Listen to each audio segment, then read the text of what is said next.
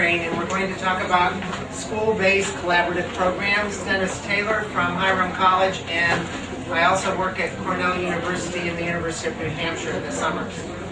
It's a great pleasure to be here at the Beaconhouse Conference. This is by far the most visionary educational conference that I have attended in all of my years of teaching. So I think people here at Beaconhouse are to be congratulated, and certainly you as the participants are people who I just want to pack you up and take you home with me, and we could begin forming our own school and doing the kind of things that we need to do and move right ahead. I think if anything is true, that we need to assume that we can't wait for things to happen. We are the people who can bring about the change. You people in this room will make a difference in the world. And you'll make a difference in that world of the students and teachers that you work with and the parents you work with. But we need to do what the keynote speaker, Richard, told us to do today. We need to believe that we can bring about this change. We need to be able to take the risk and to move ahead. We're going to have 5 questions to discuss as a group. And what I'll do is set the stage by talking about some assumptions. We'll see if we agree that those assumptions are true. And then from there, we will move ahead by asking these 5 questions, getting your responses. We'll put a few summary statements on the board, and then we'll move on to the next questions. We'll summarize everything together. But our goal is to be finished by 1:30. My job is not to tell you how to be innovative. I always love conferences where people go and say, be creative, and then they say, and this is what you're supposed to do. So instead, what I am going to ask you to do is to look at your own experiences, and from your own experiences, let's construct some new knowledge about teacher induction and mentoring. Let's try and find how we can craft a program that works for us in our own environments. What works for me and what works for my students will not necessarily work for you and for your students. So how can we be creative and have some general guidelines that help all of us to be better teachers and to help with new teachers and mentoring those new teachers as they come along? So our discussion group about education. Do we all agree that our own experiences in education influence and shape our views about induction and mentoring? To answer that, I want you just to take a minute in your group and think about some examples where your own experiences shaped your views in teaching and mentoring, or in a positive way or a negative way. That you had such a bad experience in this class that you said, I will never allow that to happen in my own classroom. So take just a minute to think about it, discuss it in your group. Okay, this is not one of our discussion questions, so we'll just get some feedback. I wanted to get you thinking about it. Can we have an example of how perhaps, or why don't we just say, do most of us agree with this? Okay. The second we might not agree with. I'm a biologist, and my field is ecology. And to teach my students about how the environment influences plants and animals, I take them out in the environment. I don't tell them about that. I let them experience it. So we go up to the North Pole, and we're out at minus 20 degrees centigrade, and they can feel the influence of cold. Or we go to the desert, and it's 40 degrees centigrade, and they can feel the influence. Extreme environments select for extreme conditions. Is this also true in education with us? And I want you just to briefly discuss whether you think that's true. Are the extremes that happen to you affecting your teaching and your mentoring? Yeah. Okay, so if we believe that, I know that when I have an especially great mentor, that extreme influences how I think about the world. The speaker today inspired us. He's an extreme. He gets us to see beyond where we are. And those kind of things really make a difference.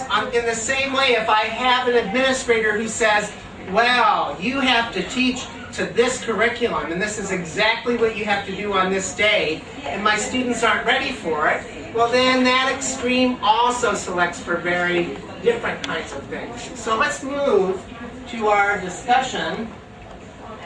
And I think that the best and the worst extreme experiences color our views in a positive and a negative way, and influence our views about teaching and learning in both a positive way and a negative way.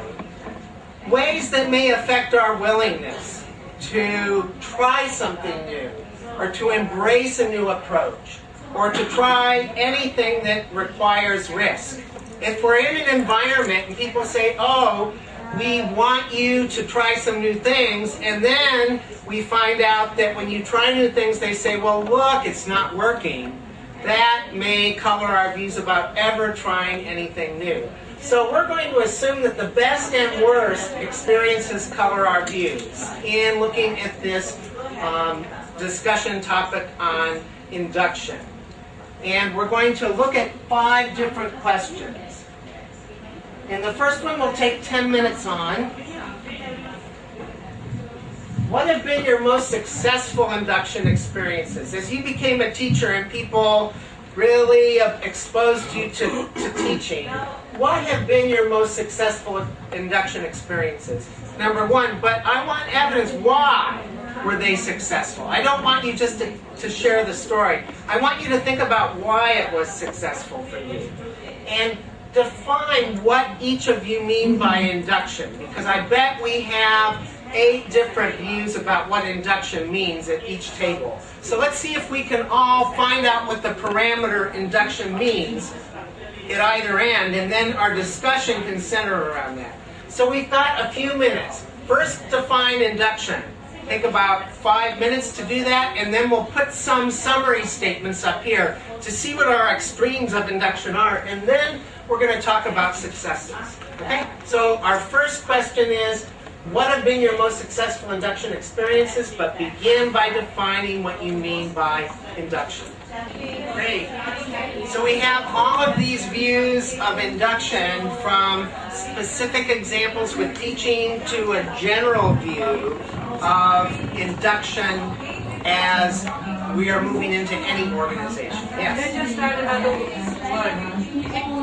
If it gives the person the feeling of eventually being part of the mainstream or the flow of the organization, Great. that person becomes comfortable in that organization. I think that is objective. Bringing a person into a comfort. I've seen some good examples already. I can tell I'm not working with a bunch of neophytes here. That we've talked about induction and mentoring, and here you folks are in your own groups. As I was walking around, I noticed that all of you, we're new together.